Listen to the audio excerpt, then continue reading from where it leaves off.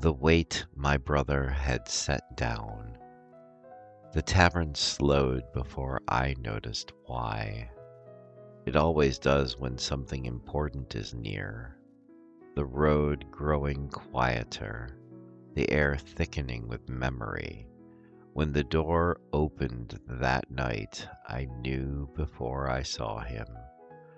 My brother stood just outside, brushing dust from his coat as though he had walked a very long way to arrive at a place he already knew by heart. "You're late," I said, because it was easier than saying his name. He smiled, the same smile worn softer by years. "So are you," he replied. He stepped inside, and the tavern seemed to exhale. The fire burned lower. The walls leaned in, listening. It remembered him. We sat with drinks between us, untouched at first. Once, long ago, he had been a guardian. Like me, though our tasks differed. Where I was meant to offer refuge, he was meant to show balance to those who had lost it, to remind them when to hold on and when to let go. He did it well. "I thought balance meant standing in the middle," he said quietly, "never leaning, never choosing." "And?" I asked. "And I leaned anyway," he said, eyes on the table, "just not where I noticed."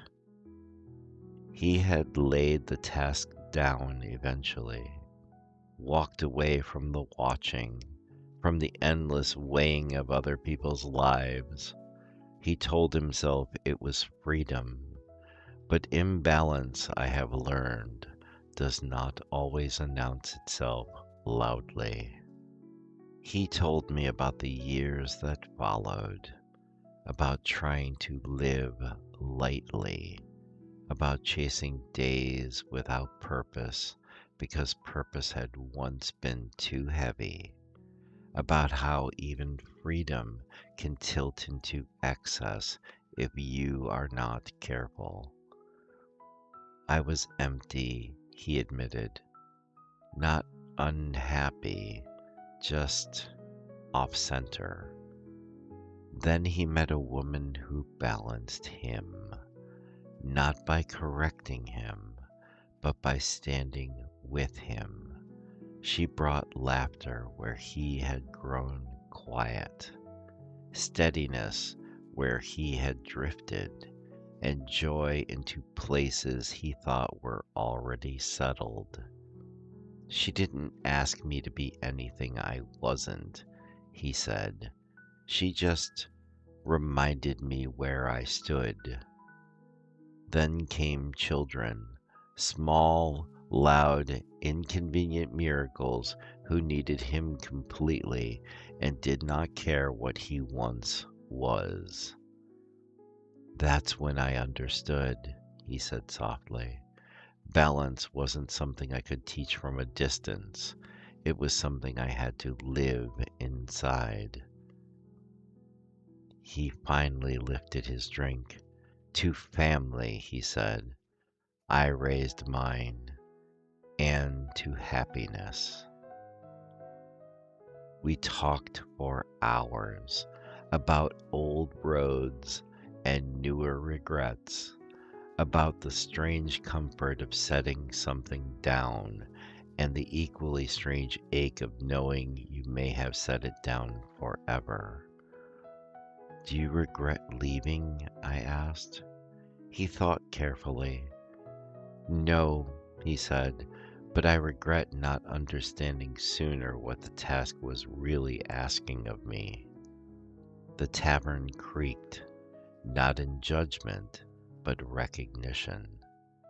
Guardians rarely choose. He had chosen, and in doing so had learned the very thing he was meant to show others. When the time came for him to leave, The tavern already knew. It always does. He stood, pulling on his coat. I still attend to duties, he said. Just different ones now. Smaller, closer. They're never smaller, I said. Only nearer to the heart. He smiled at that. At the door he paused. You're still carrying a lot, brother, he said gently. So are you, I replied. We embraced, not like legends, not like guardians, but like brothers who knew the cost of becoming who they were. When he stepped back onto the road, the tavern shifted once more, ready to wander. I returned to the bar, poured another drink, and let the fire settle. Balance, I have learned, is not found by standing still. It is found by choosing what you will carry and what you will finally, lovingly set down.